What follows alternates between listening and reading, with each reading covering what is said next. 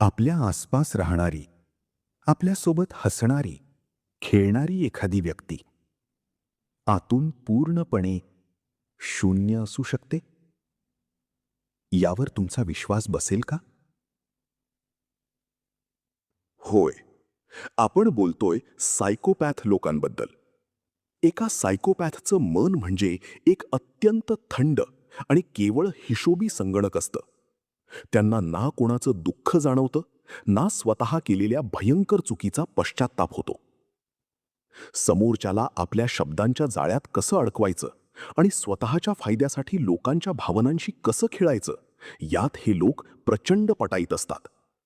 Neuroscience सांगतं की त्यांच्या मेंदूची रचना सामान्य माणसापेक्षा इतकी वेगळी असते की त्यांना कोणत्याही गुन्ह्याची किंवा मिळणाऱ्या शिक्षेची भीतीच वाटत नाही. समजा, तुमच्या ऑफिसमध्ये, तुमच्या मित्रपरिवारात किंवा अगदी तुमच्या आजूबाजूला एखादी अशी व्यक्ती आहे जी तुमच्याशी खूप गोड बोलते, सतत हसते, वेळोवेळी मदत करून तुमचा विश्वास जिंकते. पण तिच्या मनाच्या आत तुमच्याबद्दल किंवा इतर कोणाबद्दलही कोणतीही सहानुभूती नाही. तिला कोणाच्याही दुःखाने फरक पडत नाही, ना तिला कशाची भीती वाटते. अशी मुखवटा घातलेली व्यक्ती तुम्हाला सहज ओळखता येईल का? क्राईम सायकॉलॉजीच्या म्हणजेच गुन्हेगारी मानसशास्त्राच्या अभ्यासात अशा व्यक्तींना एका विशिष्ट मानसिक चौकटीत पाहिलं जातं. पण आज आपण सायकोपॅथ लोकांच्या मनाचा हा गुंतागुंतीचा अभ्यास कोणताही गुन्हा समजून घेण्यासाठी किंवा गुन्हेगारांचे उदात्तीकरण करण्यासाठी करणार नाही आहोत. आजचा हा अभ्यास केवळ आणि केवळ स्वतःला अशा लोकांपासून सुरक्षित ठेवण्यासाठी आहे. पण खरी गोष्ट अजून बाकी आहे. आपल्याला वाटतं की सायकोपॅथ म्हणजे फक्त चित्रपटात दाखवले जाणारे हिंसक गुन्हेगार. पण वास्तव यापेक्षा खूप वेगळं आणि थक्क करणारं आहे. तुमच्या आजूबाजूला, ऑफिसमध्ये किंवा ओळखीमध्ये अशी कोणी व्यक्ती आहे का? आणि या सायकोपॅथ लोकांच्या मनात नेमकं काय चालतं हे सविस्तर आणि शास्त्रीयदृष्ट्या समजून घेण्यासाठी तुम्हाला हा व्हिडिओ पूर्ण पाहावा लागेल. मानसशास्त्रामध्ये मानवी स्वभावाचे अनेक पदर अभ्यासले जातात. सामान्य भाषेत सांगायचं तर दैनंदिन जीवनात आपल्याला 3 प्रकारची व्यक्तिमत्व प्रामुख्याने दिसतात. पहिले म्हणजे एक सामान्य माणूस, नॉर्मल पर्सनॅलिटी, ज्याला राग येतो, आनंद होतो आणि इतरांचे दुःख पाहून वाईट वाटते. दुसरा प्रकार असतो सोशिओपॅथ. ही अशी लोकं असतात ज्यांचे वर्तन समाजाच्या नियमांच्या विरुद्ध असते. ते अत्यंत रागीट, आक्रमक असतात आणि त्यांचे स्वतःच्या भावनांवर नियंत्रण नसते. त्यांची प्रोग्रॅमिंग परिस्थितीजन्य किंवा लहानपणीच्या वाईट अनुभवांमुळे झालेली असते. पण तिसरा प्रकार, जो सर्वात जास्त गूढ मानला जातो, तो म्हणजे सायकोपॅथ. सोशिओपॅथच्या उलट, सायकोपॅथ व्यक्ती वरून अत्यंत शांत, हुशार आणि अत्यंत संयमी दिसते. त्यांच्या डोक्यात सतत एक थंड हिशोब सुरू असतो. ते समाजात इतक्या हुशारीने मिसळतात की त्यांच्या मनात काय चालले आहे याचा थांगपत्ता भल्या भल्यांना लागत नाही. न्यूरोसायन्सच्या काही अभ्यासांनुसार अशा व्यक्तींच्या मेंदूतील अमिगडाला म्हणजे ॲमिगडाला नावाचा भाग, जो भीती आणि सहानुभूती नियंत्रित करतो, तो सामान्य लोकांपेक्षा कमी सक्रिय असतो. त्यामुळे ते जन्मतःच किंवा अत्यंत लहानपणापासूनच एका वेगळ्या भावनिक रचनेचे असतात. इथे आम्ही कोणतंही वैद्यकीय निदान करत नाही आहोत, तर केवळ मानसशास्त्रीय संकल्पना समजून घेत आहोत. पण पुढचं निरीक्षण तुम्हाला खरोखरच आश्चर्यचकित करेल. अशी व्यक्ती प्रत्यक्षात विचार कशी करते? कोणाला फसवताना त्यांच्या मनात पश्चात्ताप का होत नाही? चला, त्यांच्या विचार करण्याच्या या छुप्या पद्धतीचा सखोल वेध घेऊया. सायकोलॉजीच्या अभ्यासानुसार सायकोपॅथ व्यक्तीच्या विचारसरणीचे प्रामुख्याने 4 मुख्य आधारस्तंभ असतात. पहिला आधारस्तंभ, सहानुभूतीचा संपूर्ण अभाव, लॅक ऑफ एम्पथी. त्यांना दुसऱ्याच्या वेदना कधीच जाणवत नाहीत. जर समोरचा माणूस रडत असेल तर त्यांना दुःख होत नाही. उलट ते त्या रडण्यामागील कारण शोधून त्याचा स्वतःच्या फायद्यासाठी कसा वापर करता येईल याचा विचार करू लागतात. दुसरा आधारस्तंभ, अत्यंत आकर्षक व्यक्तिमत्व, चार्मिंग पर्सनॅलिटी. हे लोक संवाद साधण्यात कमालीचे पटाईत असतात. ते समोरच्या व्यक्तीला नेमकं काय ऐकायला आवडेल हे अचूक ओळखतात आणि अगदी तसेच बोलून लोकांचे मन जिंकतात. एक प्रॅक्टिकल काल्पनिक उदाहरण पाहूया. समजा एका कंपनीत अमित नावाचा एक मॅनेजर आहे. तो सगळ्यांशी खूप हसून बोलतो, वक्तशीर आहे आणि वरिष्ठ अधिकाऱ्यांचा अत्यंत लाडका आहे. पण त्याच्या हाताखाली काम करणाऱ्या कर्मचाऱ्यांच्या समस्यांशी अमितला काहीही देणे घेणे नसते. जेव्हा एखादा कर्मचारी आजारी असतो तेव्हा अमित त्याला वरवर सहानुभूती दाखवतो, पण आतून त्याचा प्रोजेक्ट स्वतःच्या नावावर कसा करून घेता येईल याचीच योजना आखत असतो. आणि हे सगळं करताना अमितच्या मनात कोणताही पश्चात्ताप किंवा अपराधीपणाची भावना, नो गिल्ट, नसते. हा त्यांचा तिसरा आणि सर्वात धोकादायक पैलू आहे. पण याच ठिकाणी बहुतेक लोक फसतात. लोकांना वाटतं की अमित केवळ एक महत्वाकांक्षी माणूस आहे. पण मानसशास्त्र सांगतं की ही केवळ महत्वाकांक्षा नसून ही एक अत्यंत हुशार मॅनिप्युलेशन म्हणजेच मानसिक नियंत्रणाची कला आहे.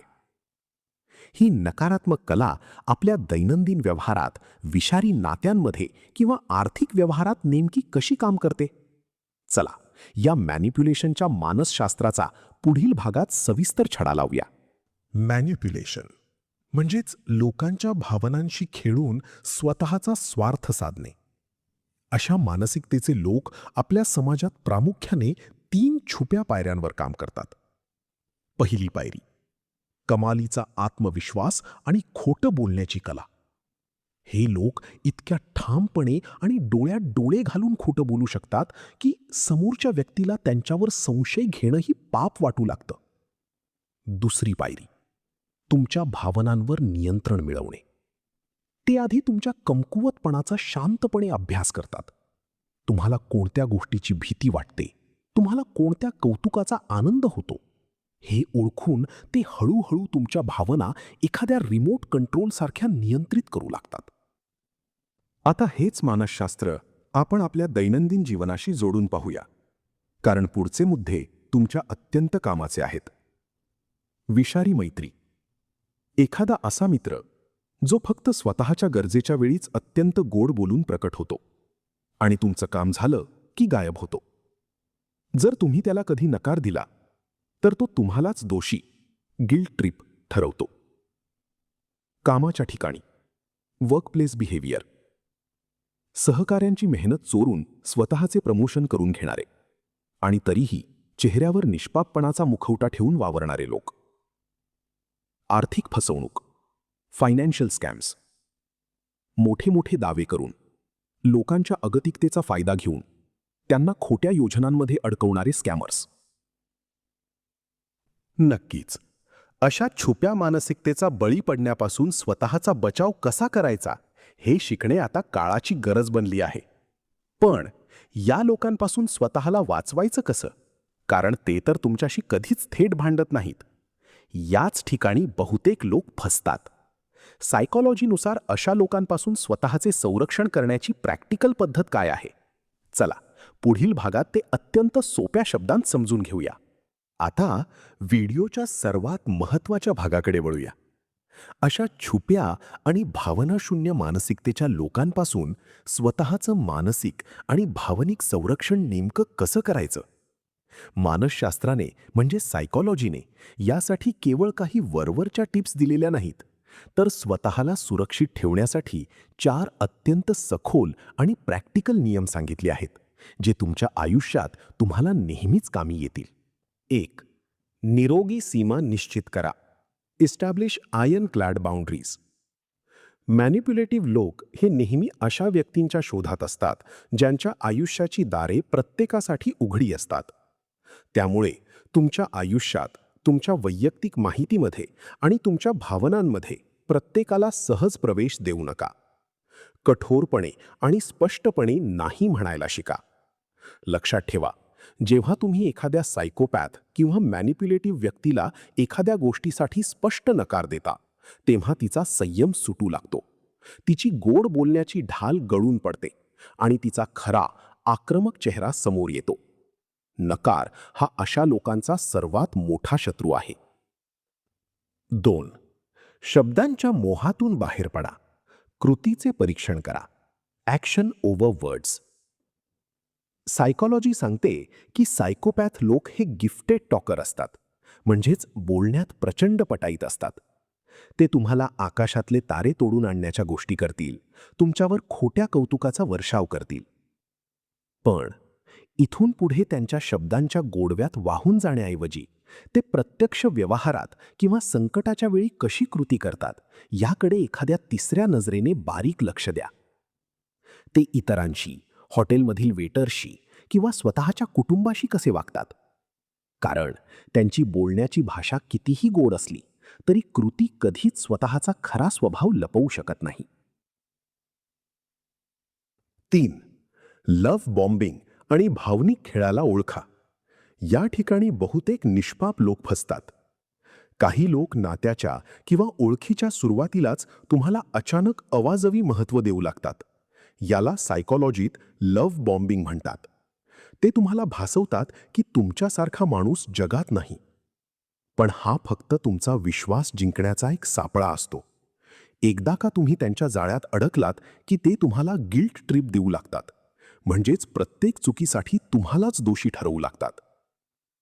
जेव्हा कधी तुम्हाला एखाद्या नात्यात किंवा मैत्रीत दमल्यासारखं किंवा मानसिकदृष्ट्या खचल्यासारखं वाटू लागेल, तेव्हा समजून जा की तुमच्या भावनांचा रिमोट कंट्रोल दुसऱ्या कोणाच्या तरी हातात गेला आहे.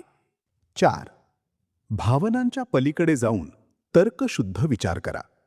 Practice critical thinking. जेव्हा कधी तुम्हाला एखादी व्यक्ती अवास्तव स्वप्ने दाखवत असेल किंवा एखाद्या आर्थिक योजनेत खूप मोठ्या फायद्याचे दावे करत असेल, तेव्हा भावनांच्या आहारी जाऊ नका. आपल्या मेंदूचे तार्किक केंद्र, लॉजिकल माइंड सक्रिय करा आणि स्वतःला विचारू लागा, ही व्यक्ती माझ्याशी इतकी अवाजवी गोड का वागत आहे? या व्यवहारामागे हिचा कोणता छुपा स्वार्थ दडलेला असू शकतो? हा एक छोटासा, शांत डोक्याने केलेला तर्कशुद्ध विचार तुम्हाला अनेक मोठ्या भावनिक, सामाजिक आणि आर्थिक संकटांमधून अगदी सहज वाचवू शकतो. लक्षात ठेवा, स्वतःचं संरक्षण करणं म्हणजे जगातील प्रत्येक माणसावर संशय घेणं नाही, तर स्वतःला मानसिकदृष्ट्या इतकं मजबूत आणि जागरूक करणं आहे की कोणताही मुखवटा घातलेला माणूस तुमच्या भावनांचा गैरवापर करू शकणार नाही. पण या संपूर्ण मानवी स्वभावाच्या अभ्यासाचा आणि सायकोपॅथच्या या गहन विश्लेषणाचा अंतिम निष्कर्ष काय निघतो? चला, व्हिडिओच्या शेवटच्या आणि सर्वात महत्त्वाच्या भागात याचं अंतिम सत्य समजून घेऊया. मित्रांनो, आजचा हा संपूर्ण मानवी स्वभावाचा आणि सायकोपॅथच्या मनाचा सखोल अभ्यास आपल्याला एका अतिशय महत्त्वाच्या आणि गंभीर निष्कर्षावर आणून सोडतो.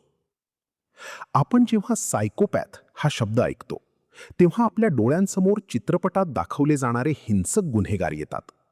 पण वास्तव यापेक्षा कितीतरी पटीनं वेगळं आणि अधिक जवळचं आहे.